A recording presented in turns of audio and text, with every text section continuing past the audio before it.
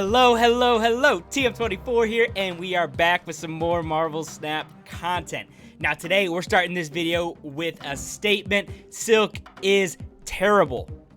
Or at least that's what I thought initially.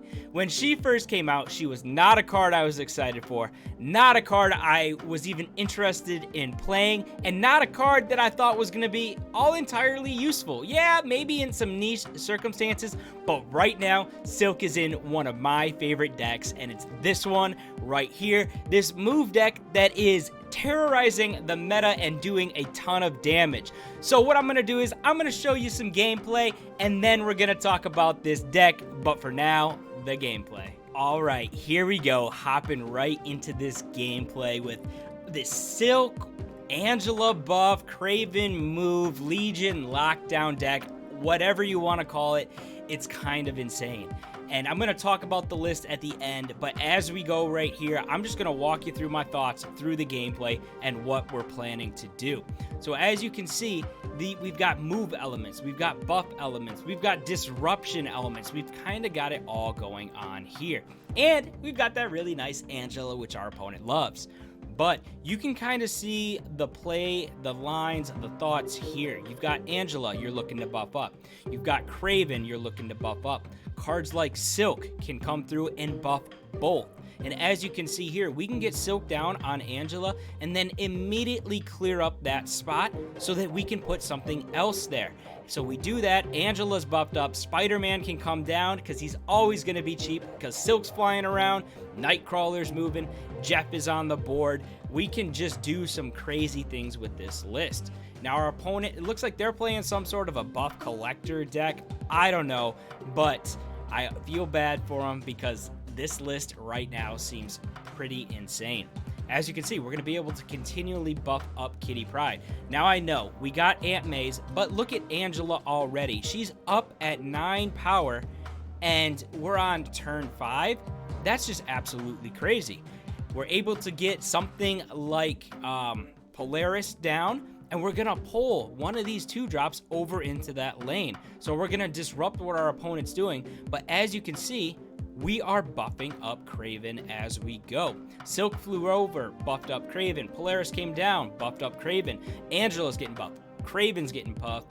And here we go. We're ready to go ahead and try and take this game. We can move Jeff on over. We've got Legion. We've got Kitty Pryde. We've got Captain Marvel. It all depends on what we want to do. So we're just going to go ahead. We're going to drop Legion, which is also going to help with some location control. Baxter Building is going to be gone. So that +3 that they're enjoying at each location doesn't exist anymore. So Legion comes through. Maybe we should have played him on Aunt May's. I don't really know. Honestly, it doesn't really matter because as you can see here, Silk only had one spot that she could go. And look at Kraven buffing up to 10 power. Angela at 13. Angela at 15. And we just get a nice, easy win there. 54 power right there. Absolutely insane. And we're on to the next game already. You can see here in our hand, we've got Storm, we've got Legion, we've got cards that we can get out early. So this is one of your other win conditions right here. Let's get some power down and then just shut the game down. Not give our opponent to pull off some crazy combo on turn 6, just win early. So as you can see, we've got Kraven ready to go. We're going to go ahead and try and spread out some of our power because that's our line of play right now. We've got Legion, we've got Storm, so we need to spread out a little bit and know that we've got power in multiple lanes. We've got Storm ready to go. Now, typically, you are storming the lane that Legion is going to come down on. So as you can see in this instance, we're storming Stark Tower. And yes, we're up in Limbo, but they have 4 power there already. So they potentially could take that lane from us. We're barely up in Limbo. Flooding, yes, we've got 4, but really that's not all that much. But what's nice is we still have Jeff in our hand ready to go. So when they contest flooding, we are ready to just shut it down. We're winning each location here. Yes, I know the far left is 0-0, but we have Jeff and there's nothing they can do.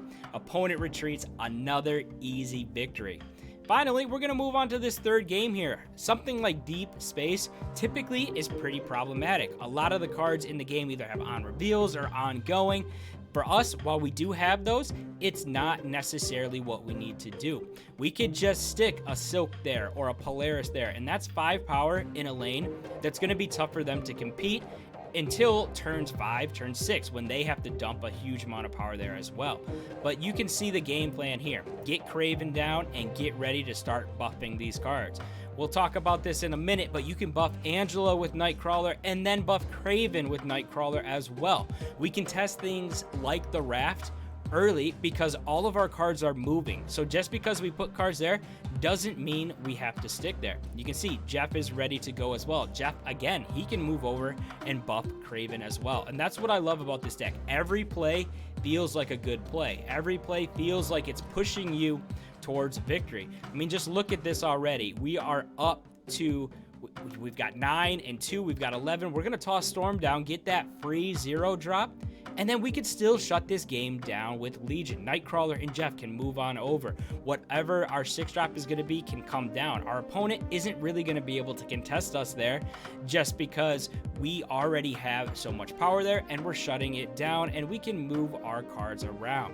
Angela is going to get absolutely massive. As you can see, we pick up Galactus, which is nice, but obviously not really a card that we're going to need to play for its effect. 7 power in this instance is more than enough.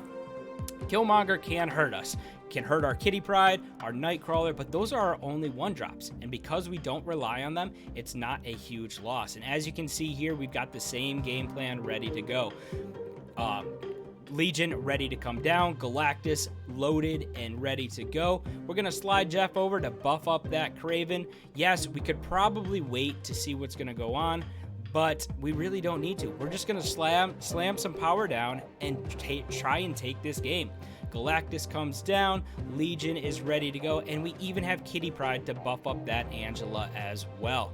So as we get all this power down, we've got up to 15 in Sokovia. We're up well above 20, well, almost well above 20. We will be above 20 in a second.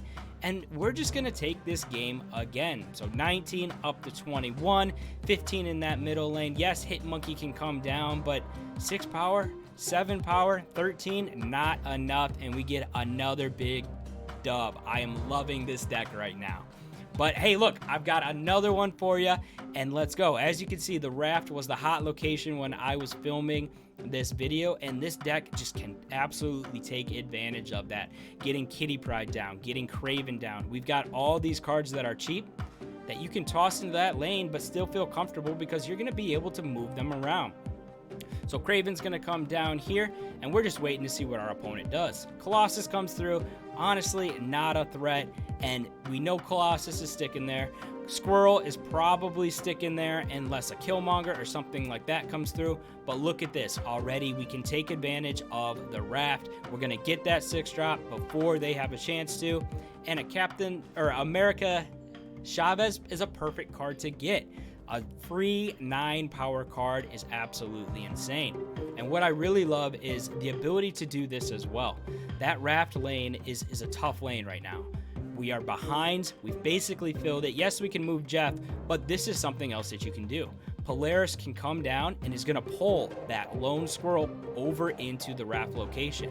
And all of a sudden, a lane that we were down, now we are up and we can still play on. We've got Jeff still ready to go. We can get Angela down. We can get Captain America down so that, or America Chavez down. We can get Captain Marvel down as well in case she needs to swoop around and help us get this dub. We're on turn 5 and already we're in such a strong position that it's tough to see a line of play that our opponent beats us. So what are we going to do? We're just going to start stacking some more power. And like I said, this deck just, it feels amazing. Everything feels like a good play. So turn 5, we're still figuring it out. We're trying to find the best line of play here. We've already got the Raft, but obviously we're worried about something like a blue Marvel or some way that they are going to get power into that location. We feel pretty comfortable with Murder World being just Namor because anything that they put there, they are going to have to, you know, they're going to take that hit on Namor's power. So we feel good just going a simple Angela and Storm on turn 5. Yes, it's a 4 power turn, but really it's much more than that. Angela's going to get buffed up as we play some cards. Jeff can still move around. We can contest every single lane here and feel really good about what we're doing. We've got Chavez ready to go. We've got Legion that we can just slam into that flooding lane as well. We can even move Jeff and get Kitty Pryde down just to get that 2 extra power there in case we need it. And that's what we do. They do try to contest us in that flooding lane. Spectrum comes through, which is a really nice play, probably a game-winning play. But Legion comes through. We are up 25-13. We tie in that far left, 12-8 in the middle. So we get another dub, this time just on power differential. And this deck has the power. If you've got these cards, you need to play this deck. All right, so you've seen the gameplay. You've seen the damage that this deck has done. Now let's kind of try to understand it. What I really like about this deck is that every play feels like a good play. You've got multiple ways to get tons of power out there, and it's tough for your opponent to nail down where your power is going to be. So let's talk about these, right? First up, we've got a couple of 1-drops in Kitty Pryde and Nightcrawler, and both of them are fantastic in this deck. And they're great because of a couple of these 2-drops, both Angela and Craven here, right? You could play Nightcrawler on Angela and then move to Craven and you get double buff. You can continually play Kitty Pryde on Angela, getting those buffs over and over, and that is the theme of this deck. We're going to build Angela or Craven into an absolute monster and then just overrun our opponent with 5 power cards. And that's what's great about this deck, is that you can kind of just get power out there. You can get it out there early, and it's really, really tough for your opponent to figure out what you're doing, right? They know you're going to be buffing these 2, but is your power going to stay in those lanes? It might not. Silk may move. You may clog up that Angela or buff that Craven with cards like Polaris and Spider-Man. You've got Captain Marvel ready to swoop in and take a location at the end of the game. You've got a cheap 1/5, and then Silk is flying around doing the same thing that Nightcrawler, that Jeff, that Spider-Man are doing. We're buffing up these cards and then just outpacing our opponent. And then another card that I really love to see the inclusion in is Legion here. He gives you that option to shut the game down early with the Storm combo, but also he's just 8 power, and 8 power is really, really strong, especially in this list, because chances are you want to play that Kitty Pryde on 6, so play it right next to Legion, and there you go. You've got minimum 10 power, and then whatever Kitty Pryde is up to, that's a bonus there. But like I said, I am really loving this deck right now. It seems to be super, super strong. You've got multiple win conditions in Angela, Craven, shutting the game down early with Legion, clogging up their side of the board. Silk is just flying around. You never know where she's gonna end up. So for me, this is my favorite deck right now. But I would love to know what you guys think. So go ahead, put your thoughts in the comments. Now, I have seen this deck run with, a couple of different cards. I've seen something like Magneto in it, and while I think that that's a very solid card to include,